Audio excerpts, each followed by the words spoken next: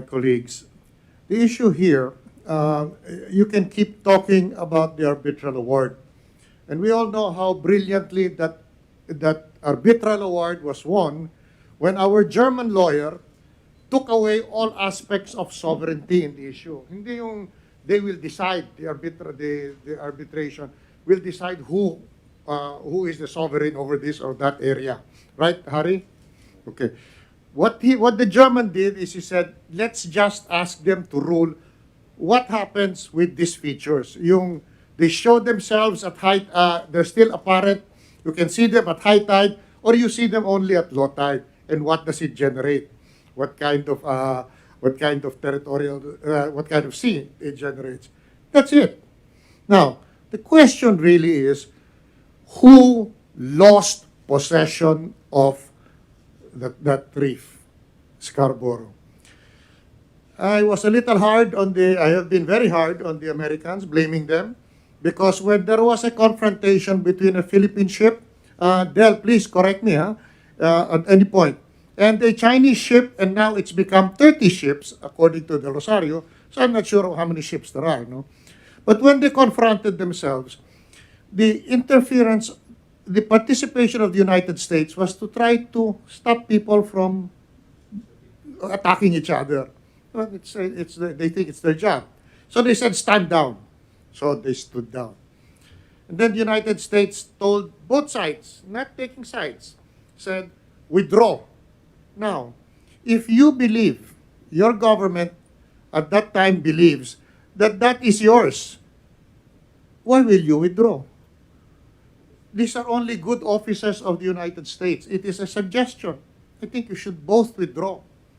So what you should have done, I don't want to say that like I know better after the fact, but the truth is, if I have UNCLOS on my side saying we are within the exclusive economic zone, and the Chinese ship is not, from my point of view, then I'll just look at the other side and say, go.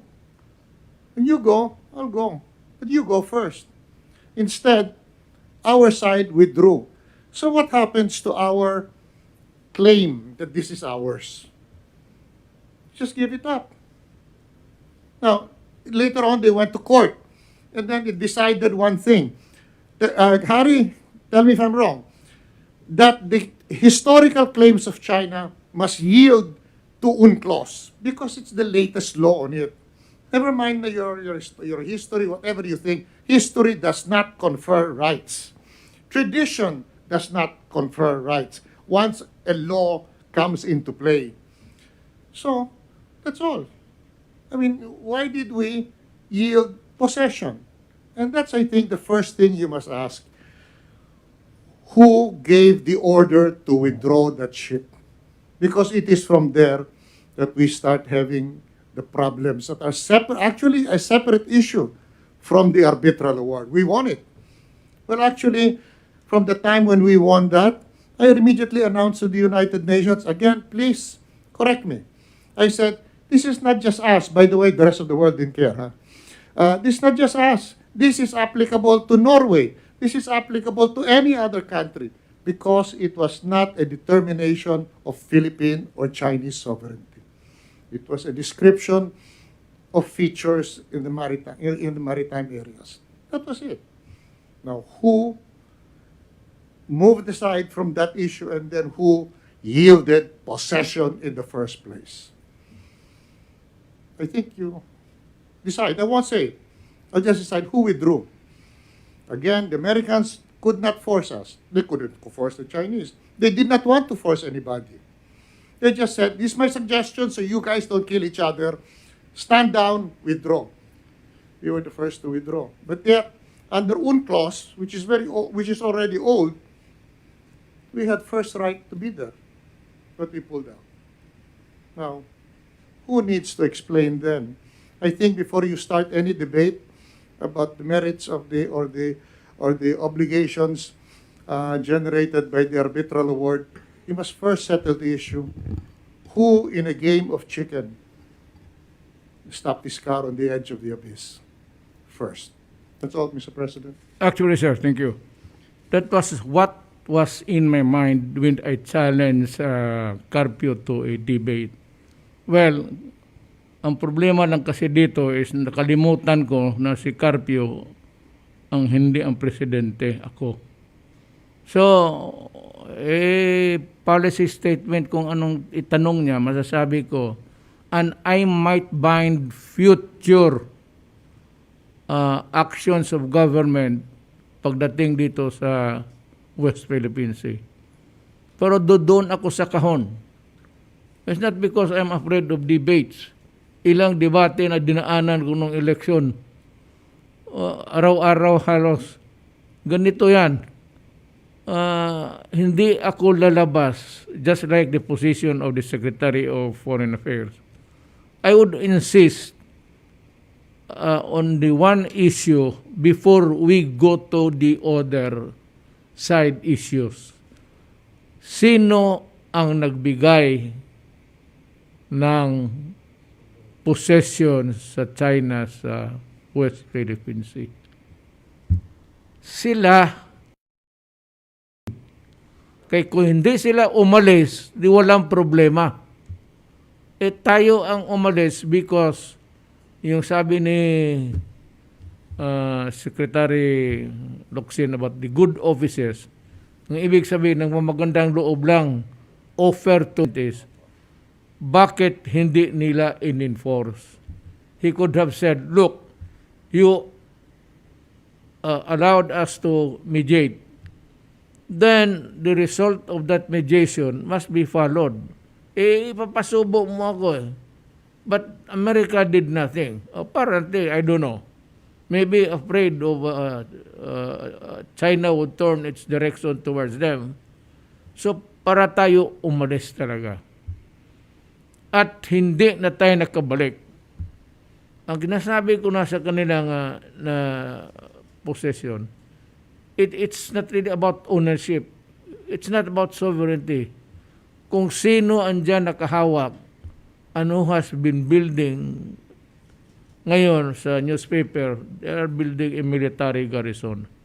Nasabihin nila na hindi sa no possession. How stupid can you get? Hindi sa possession, pero ginagawa niya yung propiedad parang kanya. As simple as that. Ang debate ko sa iyo dito lang sa dalawa. Hindi ako takot sa iyo. Ang problema, hindi ko nga alam na hindi ka presidente. That's about it. Secretary Locsin. There was one thing, and again, please inform me, Secretary Del.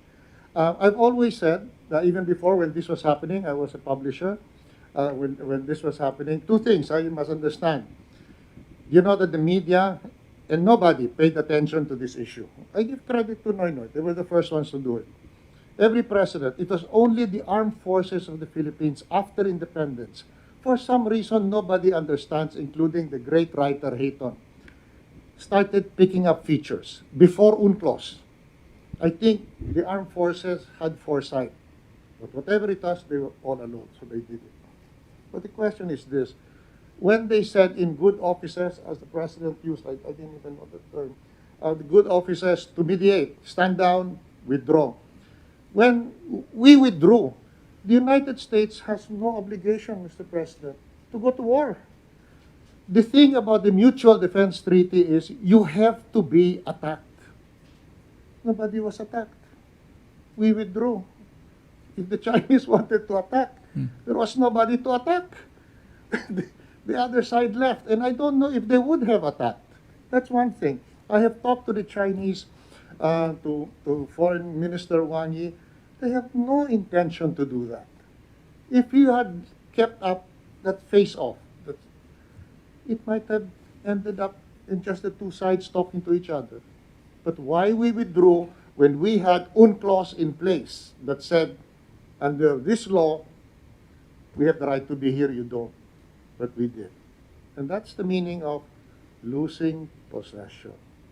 When you walk away from that, and there is no obligation, even at that time, I would say, President Aquino, why don't you go into the water? It goes all the way there. Because you cannot expect the United States to trigger the Mutual Defense Treaty unless they sink the boat in which you are. But if you are not want to go there, in fact, I was willing to be a ship's cook. I can do it, you know. If you're not willing to go there, there's no obligation to defend the Philippines because it hasn't been attacked. There's no obligation to defend if you are not attacked. And that is what was avoided. One ship sailed away.